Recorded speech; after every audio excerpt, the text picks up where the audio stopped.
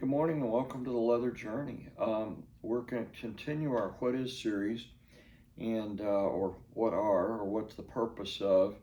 It's kind of introductory level information for people that are new or interested, or maybe it's just something that you haven't bumped into in your own journey yet. We did a recent video on hanky codes, and I promised another video on wristbands, the use of wristbands.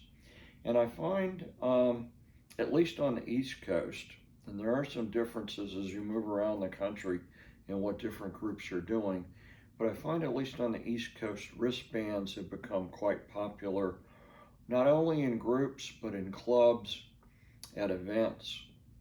Organizations are using wristbands to kind of flag or indicate interests. Okay, so the general rule of thumb with dominants or tops wearing are showing their flag on the left side, and submissives or bottoms showing their flag on the right side. It's true of wristbands. So the dominant would wear his wristband on the left wrist.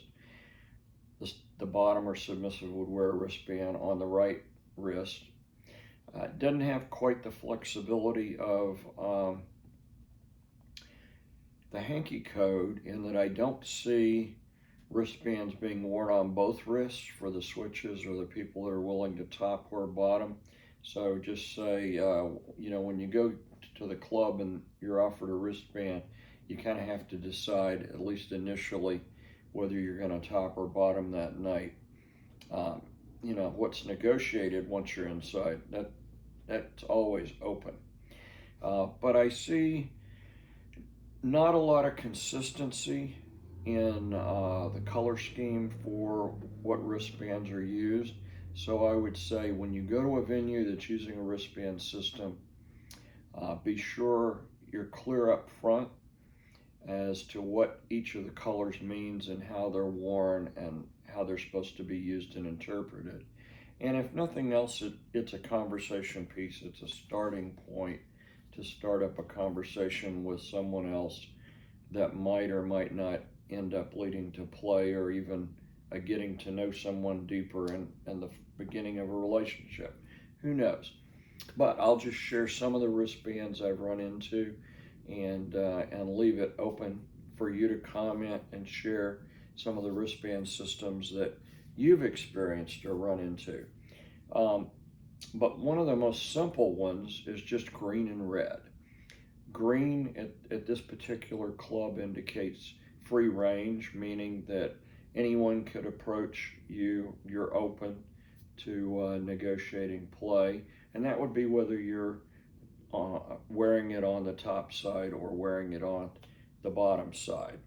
So green is free range, red is not available. Not available might mean you're collared, you're in a relationship, you came with someone, you're only going to play with them, or you're just not interested in playing that night, you're just there to observe.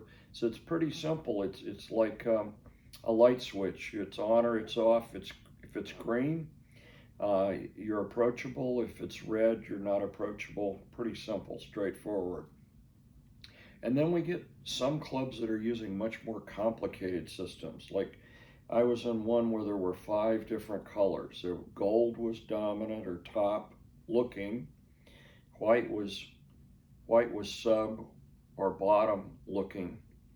And that use of white is kind of unusual, because in the hanky code and in some of the other wristband codes I've run into, white usually meant observer and not looking. But that's why I say at each club you need to be sure you understand how they're using the different colors. But at this club, it was white was sub looking, blue was switch looking. First wristband system I'd run into that specifically had something for switches.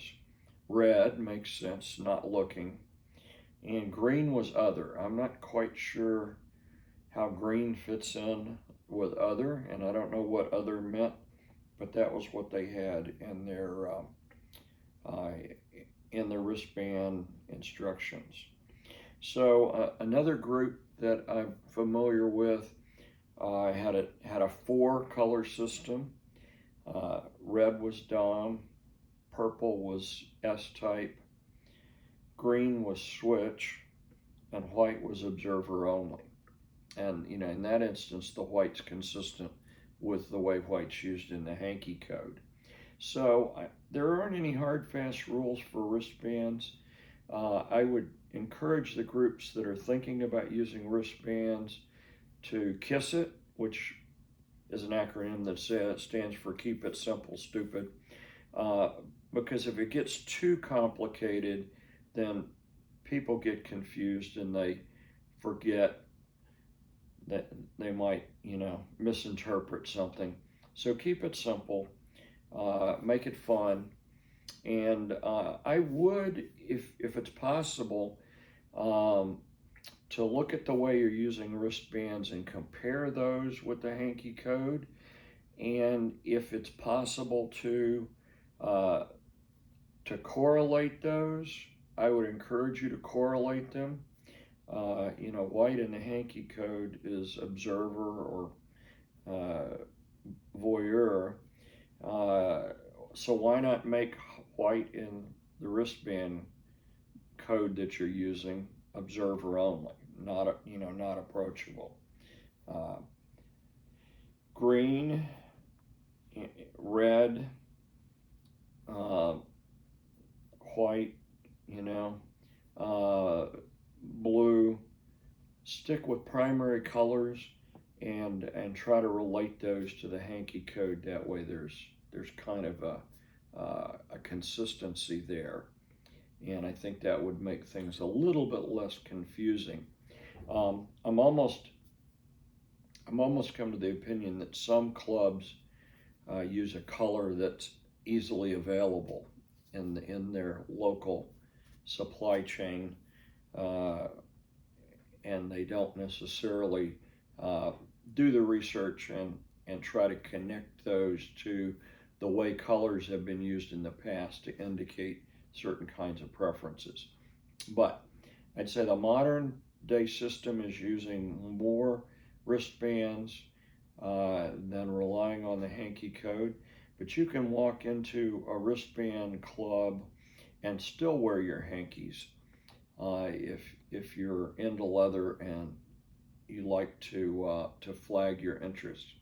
As always, thanks for watching The Leather Journey.